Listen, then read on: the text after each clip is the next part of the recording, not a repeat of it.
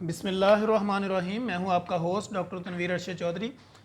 जैसा कि हमारे तमाम viewers, follower, patient, friends and families जानते हैं कि हम डेली बेसिस पे एक न्यू इन्फॉर्मेटिक सेशन करते हैं।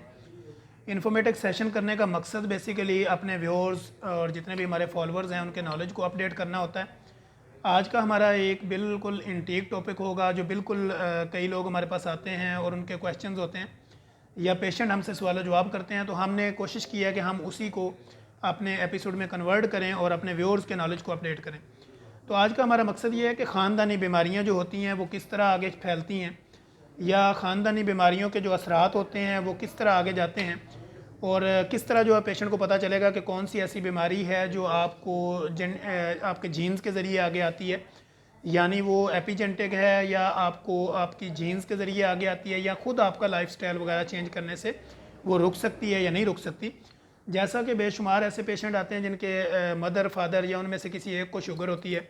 या हाइपरटेंसिव है, कोलेस्ट्रोल है, या हार्ट डिजीज़ में है, या हार्ट अटैक किसी को हुआ था। तो ये कौन सी किस तरह जो है ना ये पता चलता है कि हमने जो है ना वो जितने भी इस तरह की क्रॉनिक डिजीज़ हैं या फैमिली डिजीज़ हैं या जीन्स के ज़रिए फैलती हैं। तो ये जैसे अगर किसी की माँ को शुगर है तो क्या उसके आने वाले बच्चे को भी शुगर होगी, या इस तरह किसी के फादर को अगर हार्ट की बीमारी है या उसको किडनी की बीमारी है या हेपेटाइटिस है या कोई इस तरह की और भी कोई क्रॉनिक डिजीज़ है, तो क्या वो भी जो है वो उसको जीन्स के ज़रिए आगे फैल सकती है या नहीं फैल सकती। तो इसी पर आज हम बात करेंगे। तो बेसिकली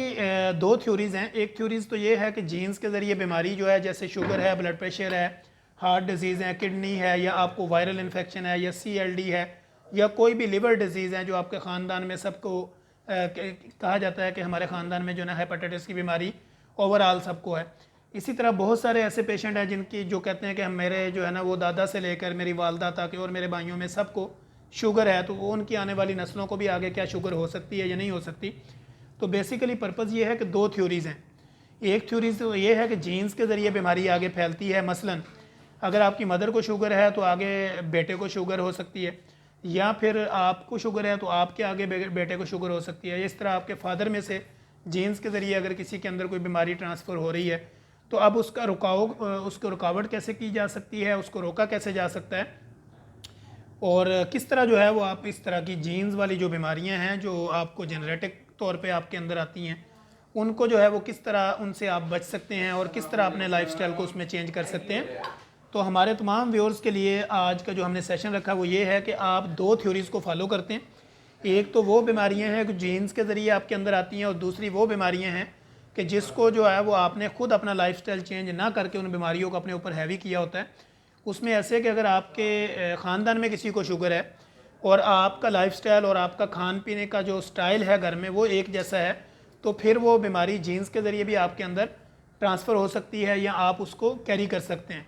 मसलन आपके घर में एक ही तरह का खाना खाया जाता है, एक ही तरह का लाइफस्टाइल है, एक ही तरह की आपकी डाइट हैबिट्स हैं,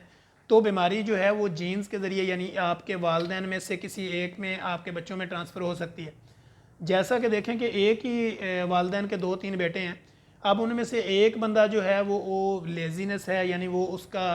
काम काज का तरीक़ाकार बिल्कुल डिफरेंट है, उसका लाइफस्टाइल डिफरेंट है, उसकी डाइट हैबिट डिफरेंस है, तो वो उसका स्टाइल और चीज़ होगा। और इस तरह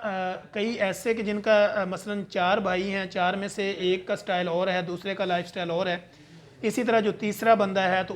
उनका लाइफस्टाइल और होगा। तो ये लाजमी नहीं है कि अगर उनके ख़ानदान में से किसी को कोई बीमारी है, शुगर है, ब्लड प्रेशर है, हार्ट अटैक है, या कोई किडनी डिजीज़ है, तो वो लाजमी उनको ट्रांसफ़र वो तब ट्रांसफ़र होगी जब उसकी डाइट हैबिट सेम होंगी, जब उसका लाइफस्टाइल सेम होगा। अगर वो अपना लाइफस्टाइल चेंज करते हैं, अपनी डाइट हैबिट्स को चेंज करते हैं, अपनी लाइफ मॉडिफिकेशन करते हैं, डाइट हैबिट्स को चेंज रखते हैं, फिज़िकली मूवमेंट बढ़ाते हैं, तो ये जीन्स वाली बीमारियों की इनका चांसेस जो है वो 30% रह जाता है। 70% जो है ये इसमें रिकवरेबल हैं, 70% आप इससे बच सकते हैं। ये वो चीज़ें होती हैं कि जो आपने अपने लाइफस्टाइल चेंज करना होता है, आपने अपनी डाइट हैबिट्स को चेंज करना होता है। तो ये एपिजेनेटिक यानी कुछ चीज़ें होती हैं कि जो वो जेनेटिक्स के ज़रिए आपके ज़रिए यानी जीन्स के ज़रिए एक दूसरे से ट्रांसफ़र हो रही होती हैं, और कुछ बहुत सारा कंट्रोल जो है ना वो आपके अपने हाथ में होता है। अगर आप अपना लाइफस्टाइल चेंज करते हैं, आप अपने आप को एक्टिव रखते हैं, अपने जो खाने पीने का शेड्यूल है उसको प्रॉपर मेंटेन रखते हैं, तो ऐसा नहीं है कि जो बीमारी आपकी ख़ानदानी चल रही है वो लाजमी आप में हो। ऐसे चांसेस 30% होते हैं, और 70% जो है वो रिमोट आपके अपने हाथ में होता है